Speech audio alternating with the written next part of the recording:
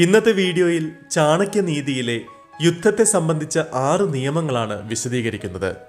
അതിലൂടെ നിങ്ങൾക്ക് നിങ്ങളുടെ അതിശക്തരായ ശത്രുക്കളെ പോലും പരാജയപ്പെടുത്തുവാൻ സാധിക്കും. നിങ്ങൾ ശ്രദ്ധിക്കേണ്ട പ്രധാനപ്പെട്ട ഒരു കാര്യം, ആരെയും അകാരണമായി ശത്രു എന്ന് കരുതരുത്. അതേപോലെ ആരെയും അകാരണമായി മിത്രം എന്നും വിചാരിക്കരുത്. കാരണം ഈ ലോകത്തുള്ളവരിൽ ഭൂരിഭാഗവും സ്വന്തം കാര്യങ്ങൾ നല്ല രീതിയിൽ നടത്തിയെടുക്കാൻ വേണ്ടിയാണ് താങ്കളോട് കൂട്ടുകൂടുന്നതും അകലുന്നതും നല്ല സംബന്ധം വയ്ക്കുന്നതും ദ്രോഹിക്കുന്നതുമെല്ലാം. എന്തുകൊണ്ടെന്നാൽ ലോകത്തിലെ ബന്ധങ്ങളെല്ലാം കൊടുക്കൽ വാങ്ങലുകളുടെ പ്രതീക്ഷകളിൽ ഊന്നിയുള്ളതാണ്. അതുകൊണ്ട് നിങ്ങളുടെ ശ്രദ്ധ ഈ കാര്യത്തിലായിരിക്കണം. ഏതൊരു വ്യക്തിയുമായി ഇടപഴകുമ്പോഴും അതിലൂടെ നമുക്ക് നഷ്ടമൊന്നും ഉണ്ടാകരുത്. സാധിക്കുമെങ്കിൽ മറ്റേ വ്യക്തിക്കും നഷ്ടമുണ്ടാകാത്ത രീതിയിലായാൽ നന്ന്.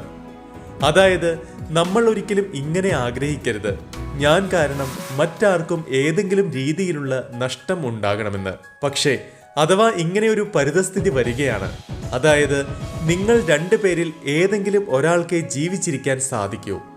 ആ സമയത്ത് നിങ്ങളുടെ നിശ്ചയം ഇതായിരിക്കണം, ഞങ്ങളിൽ ഒരാളെ ജീവിക്കൂ എന്നാണെങ്കിൽ അത് തീർച്ചയായും ഞാൻ തന്നെയാകും. ഇതുവരെ ഞാൻ പറഞ്ഞത് ചാണക്യനീതിയിൽ എഴുതിയിട്ടുള്ള യുദ്ധനീതിയുടെ ഒരു സാരാംശമാണ്. അഥവാ നിങ്ങൾ സമ്മതിച്ചാലും ഇല്ലെങ്കിലും ലോകത്തിൽ നിങ്ങൾ കണ്ടുമുട്ടുന്ന ആളുകളിൽ ഭൂരിഭാഗവും നിങ്ങളെക്കാൾ ശക്തിശാലികളായിരിക്കും. അവരിൽ വളരെ കുറച്ച് ശതമാനം പേർ മാത്രമേ നിങ്ങളുടെ സമാന ശക്തി ഉള്ളവരുണ്ടാകൂ.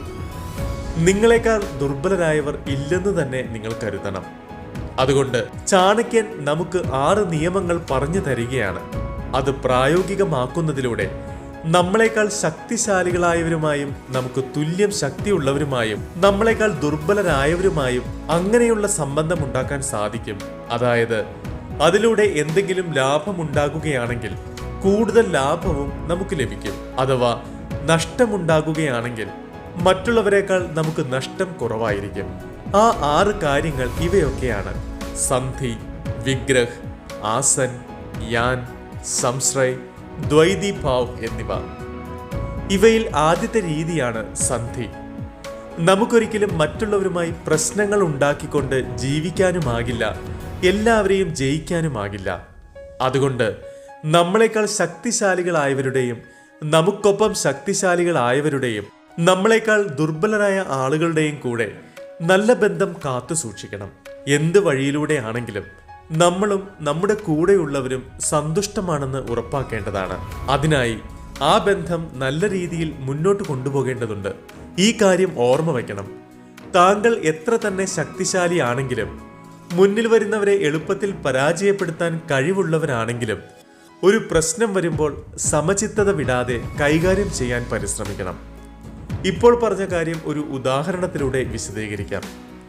ഭഗവാൻ ശ്രീകൃഷ്ണൻ പാണ്ഡവർക്ക് വേണ്ടി കൗരവ സമക്ഷത്ത് സന്ധി ഉടമ്പടിക്കായി ചെല്ലുകയുണ്ടായി. അതിനുള്ള പ്രധാന കാരണം കൗരവപക്ഷത്തെ ചില മഹാരഥന്മാരുടെ സാന്നിധ്യമായിരുന്നു.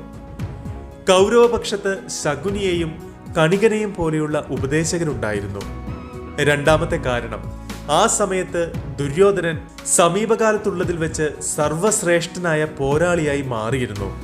മൂന്നാമത്തെ കാരണം, കൗരവപക്ഷത്ത് 5ഓളം അമരന്മാരായ മഹത് വ്യക്തികളുടെ സാമീപ്യമുണ്ടായിരുന്നു. അവരിൽ ഒന്നാമൻ ഭീഷ്മ പിതാമഹനായിരുന്നു. അദ്ദേഹത്തിന് അദ്ദേഹം ആഗ്രഹിക്കുമ്പോഴല്ലാതെ മൃത്യു സംഭവിക്കില്ല എന്ന വരം ലഭിച്ചിരുന്നു. അടുത്ത 2 പേർ കൃപാചാര്യനും അശ്വത്ഥാമാവുമായിരുന്നു. 2 പേരും അമരന്മാരുമായിരുന്നു, യുദ്ധവിദ്യകളിൽ അഗ്രഗണ്യരുമായിരുന്നു. 4ാമത്തെ വ്യക്തിയായ ദ്രോണാചാര്യർക്ക് ലഭിച്ചിരുന്ന വരദാനം, എപ്പോൾ വരെ അദ്ദേഹം സ്വയം ആയുധങ്ങൾ മാറ്റി വെക്കുന്നില്ലയോ അപ്പോൾ വരെ ആർക്കും അദ്ദേഹത്തോട് പോരാടി വിജയിക്കാനോ വധിക്കാനോ സാധിക്കില്ലായിരുന്നു.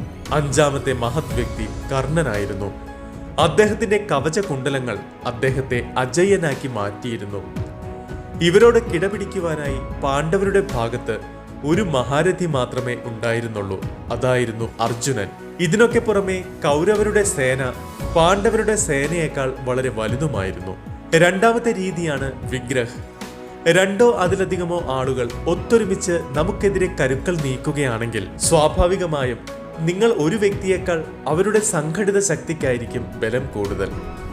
ഇവിടെ നിങ്ങൾ ചെയ്യേണ്ടത് നിങ്ങൾക്കെതിരെ നിൽക്കുന്നവരെ പരസ്പരം തെറ്റിക്കുക എന്നതാണ്. മറ്റൊരു മാർഗം, നിങ്ങളുടെ കോമ്പറ്റേറ്റർ അല്ലെങ്കിൽ ശത്രു അവർ എന്ത് ശക്തിയുടെ പുറത്താണോ നിങ്ങളെ ഉപദ്രവിക്കാൻ നോക്കുന്നത് ആ കാര്യത്തെ അവരിൽ നിന്നും മാറ്റുക. ഇപ്പോൾ പറഞ്ഞ പോയിന്റിനെ ഒരു എക്സാമ്പിളിലൂടെ ഒന്നുകൂടി വിശദമാക്കാം. ദുര്യോധനന്റെ ഏറ്റവും വലിയ ശക്തി കർണനായിരുന്നു. കർണന്റെ ഏറ്റവും വലിയ ശക്തി കവചകുണ്ടലങ്ങളുമായിരുന്നു. പാണ്ഡവർക്ക് യുദ്ധത്തിൽ വിജയിക്കണമെങ്കിൽ കർണനെ യുദ്ധമുഖത്തു നിന്നും മാറ്റേണ്ടത് അത്യാവശ്യമായിരുന്നു. അതിനുവേണ്ടി ആദ്യം അവർ സാംനീതി പ്രയോഗിച്ചു. അതായത്, നീ കുന്തിപുത്രനാണ്, പാണ്ഡവർ നിന്റെ സഹോദരങ്ങളാണ്, അതുകൊണ്ട് യുദ്ധം ചെയ്യാതിരിക്കൂ എന്ന് പറഞ്ഞ് മനസ്സ് മാറ്റാൻ ശ്രമിച്ചു. അതിനുശേഷം അവർ ദാം നീതി പ്രയോഗിച്ചു. കർണനോട് പറഞ്ഞു, നോക്കൂ കർണ, നിന്റെ ഏറ്റവും വലിയ വിഷമം സമൂഹത്തിൽ നിനക്ക് അംഗീകാരം ലഭിക്കുന്നില്ല എന്നതാണ്. അതുകൊണ്ട് യുദ്ധം ചെയ്യാതിരിക്കൂ. നിനക്ക് അംഗീകാരവും ഹസ്തിനാപുരിയുടെ രാജ്യാധികാരവും ലഭിക്കും. അതിനുശേഷം കർണന്റെ മേൽ പ്രയോഗിക്കപ്പെട്ടത് ഭേദനീതിയാണ്. അതനുസരിച്ച് കുന്തി മഹാറാണിയെ അയച്ച് കർണനെ കൊണ്ട് പ്രതിജ്ഞ ചെയ്യിച്ചു, അർജുനനെ അല്ലാതെ മറ്റൊരു പാണ്ഡവരെയും വധിക്കില്ലെന്ന്. തുടർന്ന് ദേവേന്ദ്രനെ അയച്ച് കർണന്റെ കവചങ്ങളും കരസ്ഥമാക്കി. കർണൻ ലഭിച്ചിരുന്ന ദിവ്യാസ്ത്രം ഘടോൽക്കജനിലൂടെ ഇല്ലാതാക്കി. ഇപ്രകാരം കർണന്റെ ഏറ്റവും വലിയ ശക്തികൾ എന്തൊക്കെയായിരുന്നോ അതെല്ലാം ഇല്ലാതായി. അതിനെ തുടർന്ന് കർണനും ഇല്ലാതായി. ദുര്യോധനന്റെ ഏറ്റവും വലിയ ശക്തിയായിരുന്നു കർണന് നഷ്ടപ്പെട്ടതിലൂടെ ഇല്ലാതായത്. ഇനി നമുക്ക് മൂന്നാമത്തെ നീതിയെക്കുറിച്ച് അറിയാം. അതാണ് ആസൻ. ഈയൊരു നീതിയിൽ പറഞ്ഞിരിക്കുന്നത്, അഥവാ നമ്മുടെ ശത്രു നമ്മളെക്കാൾ വളരെയധികം ശക്തിശാലിയാണെങ്കിൽ ആദ്യം ചെയ്യേണ്ടത് തന്റെ ശക്തികളെ വർദ്ധിപ്പിക്കുക എന്നതാണ്. അതിനുശേഷം ക്ഷമയോടെ കാത്തിരിക്കണം, നമ്മുടെ ശത്രുവിന്റെ ഭാഗത്തു നിന്നും ഒരു തെറ്റ് സംഭവിക്കുവാൻ, അല്ലെങ്കിൽ അയാൾ വീക്കായിരിക്കുന്ന സമയം വരുവാൻ, അതുമല്ലെങ്കിൽ മറ്റൊരു ശത്രു ഇയാളുടെ മേൽ ആക്രമണം നടത്തുന്ന സമയം. എപ്പോഴാണോ ഈ ഒരു അവസരം നിങ്ങൾക്ക് ലഭിക്കുന്നത്, നിങ്ങളുടെ മുഴുവൻ ശക്തിയും ഉപയോഗിച്ച് ശത്രുവിനെ ആക്രമിക്കുക. ഈ കാര്യത്തെയും നമുക്കൊരു എക്സാമ്പിളിലൂടെ മനസ്സിലാക്കാം. പാഞ്ചാലി വസ്ത്രാക്ഷേപത്തിനു ശേഷം അപമാനിതരായ പാണ്ഡവർ സ്വാഭാവികമായും കൗരവരുടെ മേൽ ആക്രമണത്തിന് മുതിരേണ്ടതായിരുന്നു. എന്നാൽ ആ സമയം അവർ അതിന് മുതിർന്നിരുന്നുവെങ്കിൽ മറ്റൊരു രാജ്യം ഹസ്തിനാപുരിയെ ആക്രമിച്ചു എന്ന നിലയിലേക്ക് കാര്യങ്ങൾ മാറുവാനും ഭീഷ്മ പിതാമഹനാൽ പാണ്ഡവർ കൊല്ലപ്പെടുമെന്ന അവസ്ഥയിലേക്ക് കൊണ്ടെത്തിക്കുമായിരുന്നു. ഈയൊരു കാരണം കൊണ്ടാണ് തങ്ങൾ അപമാനിക്കപ്പെട്ടു എന്ന് ബോധ്യം വന്നിട്ടും തിരിച്ചൊന്നും ചെയ്യാതെ പാണ്ഡവർ വനവാസത്തിന് പോയത്. തുടർന്ന് അർജുനനോട് ദിവ്യാസ്ത്രം പ്രാപ്തമാക്കാനും ഭീമനോട് തന്റെ ശക്തി വർദ്ധിപ്പിക്കാനും കൃഷ്ണൻ ആവശ്യപ്പെട്ടു. ചാണക്യനീതിയിൽ നാലാമത്തേതാണ് യാൻ. ഈ നീതി അനുസരിച്ച് നമ്മൾ ചെയ്യേണ്ടത് നമ്മളെ നേരിടുവാൻ വരുന്നവരെ അങ്ങോട്ട് കയറി ആക്രമിക്കുകയും എല്ലാ തരത്തിലും മാക്സിമം നഷ്ടമുണ്ടാക്കുവാൻ ശ്രമിക്കുകയും വേണം. ഈ ഒരു നീതി നടപ്പാക്കുന്നത് 2 കണ്ടീഷനിൽ മാത്രമായിരിക്കണം. ആദ്യത്തെ കണ്ടീഷൻ, നമുക്ക് ഉറപ്പുവേണം നമ്മുടെ വിജയം സുനിശ്ചിതമാണെന്ന്. രണ്ടാമത്തെ കണ്ടീഷൻ ഇതാണ്, അഥവാ നമ്മൾ സ്വയം അവരെ നേരിടാതിരിക്കുകയാണെങ്കിൽ ഒരുപക്ഷെ നമ്മുടെ ജീവൻ തന്നെ നഷ്ടമായേക്കാം, അല്ലെങ്കിൽ ഭീമമായ നഷ്ടം സംഭവിച്ചേക്കാം. അഥവാ ഈ കണ്ടീഷൻസ് മാനിക്കാതെയാണ് ശത്രുവിനെ നേരിടുന്നതെങ്കിൽ 2 ഭാഗത്തും നഷ്ടം സംഭവിക്കും എന്നുറപ്പാണ്. വീണ്ടും ഭഗവത്ഗീതയെ ഉദാഹരണമാക്കുകയാണെങ്കിൽ ആദ്യത്തെ കണ്ടീഷൻ നോക്കൂ.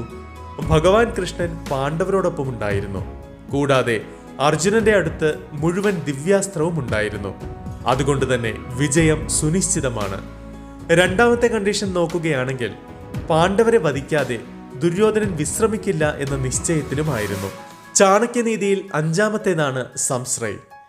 ഈ ഒരു മാർഗം ഉപയോഗിക്കേണ്ടത് അപ്പോഴാണ് എപ്പോഴാണോ നമ്മുടെ ശത്രു നമ്മളെക്കാൾ വളരെ ശക്തിശാലിയുമാണ്, എന്ത് ചെയ്താലും നമുക്കവരെ കീഴ്പ്പെടുത്താനുമാകില്ല എന്ന അവസ്ഥയിൽ. സംശ്രയ രീതി 2 തരത്തിലുണ്ട്. ആദ്യത്തെ രീതി അനുസരിച്ച് താങ്കളുടെ ശത്രുവിന് കീഴടങ്ങുന്നതായി അഭിനയിക്കുക. ഇന്നു മുതൽ താങ്കളാണ് എൻ്റെ യജമാനൻ, താങ്കൾ പറയുന്നതെന്തും ഞാൻ അനുസരിക്കാം. അങ്ങനെയുള്ള ഒരു ഇമേജ് ഉണ്ടാക്കി ശത്രുവിന് അധീനമായി കഴിഞ്ഞുകൊണ്ടും ഒരു അവസരം കിട്ടുമ്പോൾ അയാളുടെ അടിവേരിറക്കണം. ഈ നീതിക്കൊരു ഉദാഹരണമാണ് ശകുനി.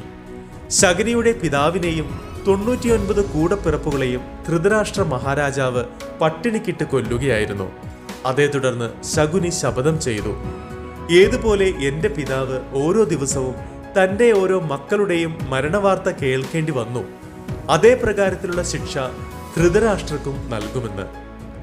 സംസ്രയിലെ രണ്ടാമത്തെ നീതി ഇതാണ്: നിങ്ങളുടെ ശത്രു നിങ്ങളെക്കാൾ 10 മടങ്ങ് ശക്തിശാലിയാണെങ്കിൽ ആ ശത്രുവിനെ നശിപ്പിക്കാനായി അയാളേക്കാൾ ശക്തിശാലിയായ ഒരാളുടെ പക്കൽ പോകണം. അയാളോടും ഈ മാർഗം പ്രയോഗിക്കണം: ഞാൻ നിങ്ങളുടെ അധീനതയിലാണ്, നിങ്ങൾ എന്തു പറയുന്നോ ഞാൻ അനുസരിക്കാം, പക്ഷേ അതിന് പകരമായി എന്റെ ശത്രുവിനെ നശിപ്പിക്കാൻ സഹായിക്കണമെന്ന്. അതിന് ഭഗവത്ഗീതയിലെ ഉദാഹരണം പാണ്ഡവർക്ക് ഈ കാര്യം നല്ല പോലെ അറിയാമായിരുന്നു. അതായത് ഭീഷ്മ പിതാമഹർക്കും വിദുരർക്കും ദ്രോണാചാര്യർക്കും തങ്ങളോട് വളരെ സ്നേഹമുണ്ടായിരുന്നു. പക്ഷേ അവർക്ക് ആശീർവാദമല്ലാതെ മറ്റൊന്നും പ്രത്യക്ഷത്തിൽ പാണ്ഡവർക്ക് നൽകാൻ സാധിക്കില്ലായിരുന്നു. അതുകൊണ്ട് പാണ്ഡവർ ഭഗവാൻ ശ്രീകൃഷ്ണന്റെ പക്കൽ ചെന്ന് ഇങ്ങനെ ഉണർത്തിച്ചു: ഈ ജീവിതം തന്നതും നീയാണ്, ഞങ്ങളുടെ വിജയപരാജയങ്ങളും നിന്റെ കയ്യിലാണ്. ആറാമത്തെ നീതിയാണ് ദ്വൈതീഭാവ്. ഈ നീതി അനുസരിച്ച് നിങ്ങൾ നിങ്ങളുടെ ശത്രുവിനോട് ആ രീതിയിൽ ഇടപഴകണം. അതിലൂടെ ശത്രുവിന് തോന്നണം, ഇവരിലൂടെ എനിക്ക് പ്രയോജനമാണ് ഉണ്ടാകുന്നതെന്ന്. എന്നാൽ വാസ്തവത്തിൽ നിങ്ങൾ അവർക്ക് നഷ്ടമാണ് ഉണ്ടാക്കേണ്ടത്. മാത്രമല്ല, നിങ്ങളുടെ മിത്രങ്ങളോട് ഈ രീതിയിൽ ഇടപഴകണം. അതിലൂടെ എല്ലാവർക്കും തോന്നണം, നിങ്ങളിലൂടെ അവർക്ക് നഷ്ടമാണ് ഉണ്ടാകുന്നത്. എന്നാൽ വാസ്തവത്തിൽ നേരെ വിപരീത ഫലമായിരിക്കണം ഉണ്ടാകേണ്ടത്. ഭഗവാൻ ശ്രീകൃഷ്ണനും പാണ്ഡവരുടെയും കൗരവരുടെയും പക്ഷത്ത് ഈ കണ്ടീഷൻ മുന്നോട്ട് വെച്ചിരുന്നു. അതായത്, ഒന്നുകിൽ എൻ്റെ സേനയെ എടുത്തുകൊള്ളൂ, അല്ലെങ്കിൽ എന്നെ സ്വന്തമാക്കിക്കൊള്ളൂ, പക്ഷെ ഞാൻ യുദ്ധം ചെയ്യില്ല. ഒന്ന് ചിന്തിച്ചു നോക്കൂ, യുദ്ധസമയത്ത് അഥവാ ശ്രീകൃഷ്ണൻ തൻ്റെ സേനയോട് ആജ്ഞാപിക്കുകയാണ്, നിങ്ങൾ കൗരവരെ വധിക്കൂ എന്ന്. അപ്പോൾ തീർച്ചയായും സേന ആ ആജ്ഞ അനുസരിക്കുകയും കൗരവരെ വധിക്കുകയും ചെയ്യുമായിരുന്നു. ഇത് ഒരു കാര്യം. മറ്റൊരു കാര്യം നോക്കുകയാണെങ്കിൽ, അഥവാ ഭഗവാൻ ശ്രീകൃഷ്ണൻ പാണ്ഡവരുടെ ഭാഗത്ത് അല്ലായിരുന്നുവെങ്കിൽ ഭീഷ്മ പിതാമഹർ ഒരു പാണ്ഡവനെ പോലും വധിക്കാതെ കേവലം ആ സേനകളെ നശിപ്പിച്ച് പാണ്ഡവരെ തോൽപ്പിക്കുമായിരുന്നു. ഈ വീഡിയോയിൽ ഇതുവരെ നിങ്ങൾ കണ്ടതാണ് ചാണക്യ ആചാര്യന്റെ യുദ്ധത്തെ സംബന്ധിച്ച ഷാഡ്ഗുണ്യ നീതി. ഈ വീഡിയോ നിങ്ങൾക്ക് ഇഷ്ടമായെങ്കിൽ ഒരു ലൈക്ക് നൽകുക. ചാനൽ സബ്സ്ക്രൈബ് ചെയ്യാത്തവരാണെങ്കിൽ സബ്സ്ക്രൈബ് കൂടി ചെയ്യുക.